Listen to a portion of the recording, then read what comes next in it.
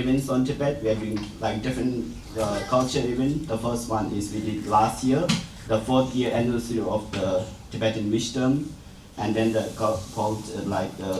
politics of reincarnation. And today we are doing is like kind of a whole day program, empowerment, panel discussion, and then in the evening we have nomadic concert. And this one we done this morning, and we are here as in a panel discussion. And for next one is the nomadic concert. We have really great 3 singers, 4, two of them are Tibetan, and then 1 Mongolian singer and 1 Uyghur singer, right? Yeah. So. And we have like now 40 minutes for this discussion and panel discussion. Then I would like to start from Rinpoche, Asanga Rinpoche.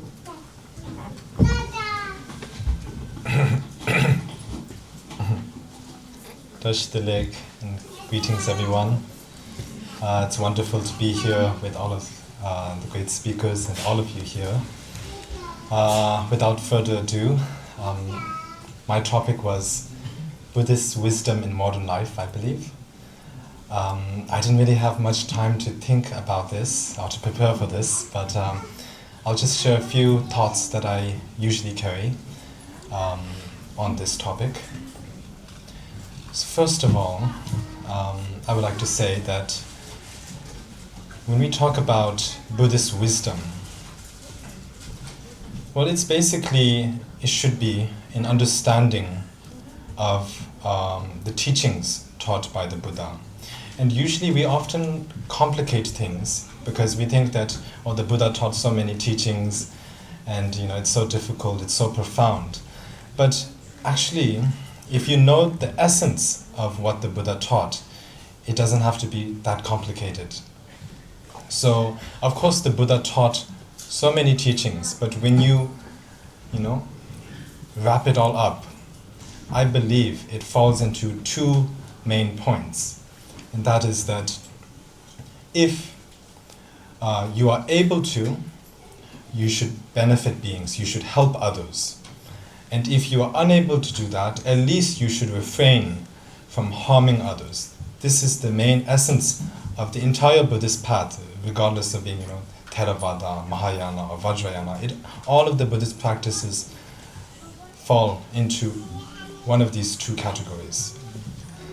And so therefore, and among these 2, what is really important, what's most important is the teaching of the Buddha in which the Buddha taught us to cultivate a kind heart, a compassionate heart. So of course there are many practices, but it all falls into, what's mostly important is the intention in the Buddhist path. And when we talk about practicing Buddhism in the modern world, in one's modern life, we have to remember that when we talk about Buddhist practice, it doesn't necessarily mean you need to sit cross-legged in a room with your eyes shut in the meditation posture. It doesn't necessarily need to be a formal type of meditation or Buddhist practice.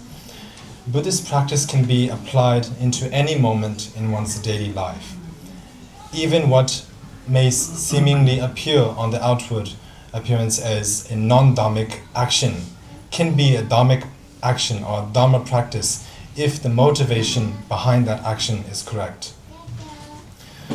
And so it's really difficult to tell who is practicing the Buddha's teachings, because it's practicing is can only be told or estimated, I guess you could say, based on the thought. You cannot really say. There can be many Buddhist so-called practitioners, who are on the outward appearance. They look like very seasoned Dharma practitioners, very calm, gentle, smiling, very peaceful looking. But you really don't know what's going on in their mind. You can't tell if they have anger within their mind, or if they have strong attachment within their mind, or jealousy. These are all, inside. You cannot tell. So therefore, what really matters is the intention in the practice. And so you can do this in any kind of work you do. It doesn't need to be like all very strict and following a certain kind of custom. If in your daily life, whatever work you do, if you do it with a very kind heart, with very sincere thoughts, that itself can be a Buddhist practice, right? And so what I believe is that the Buddha's teachings can be applied by anyone, regardless, whether they are Buddhist or not. Some people believe that Buddhism is a religion, or maybe it's a philosophy, but I like to see it more as a correct way of living, right? A way of living with wisdom.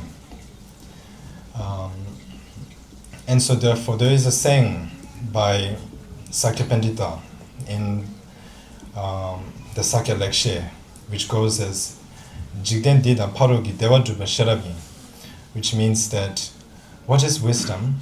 It is accomplishing happiness for not only this life, but this life and the next. And so here's an important thing. We all, important fact of our life. Everyone wants to be happy and no one wants to suffer. But the problem is that we are always chasing after our suffering and we are always distancing ourselves from our happiness. We push it away, even though this is not what we exactly want. And this was taught by Shantideva in the Bodhisattva Charyavatara.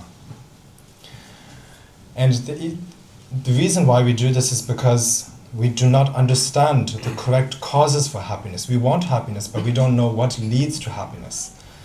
We do not want suffering, but we do not understand what are the causes of suffering, and therefore we always create those causes. And so therefore, when we practice on the Buddhist path, we need to have an understanding. It should be based on the law of karma. And when we understand the law of karma, how there's a connection between the causes and their results, the results and their correct causes and conditions, then based on that understanding, there's going to be a very good chance that we will know how to live a correct life.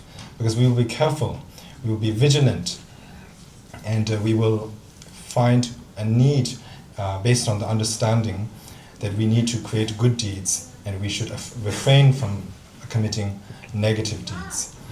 I'm sure there's much more to share. We can eventually come out during the discussion. So I would like to pass it to the next speaker.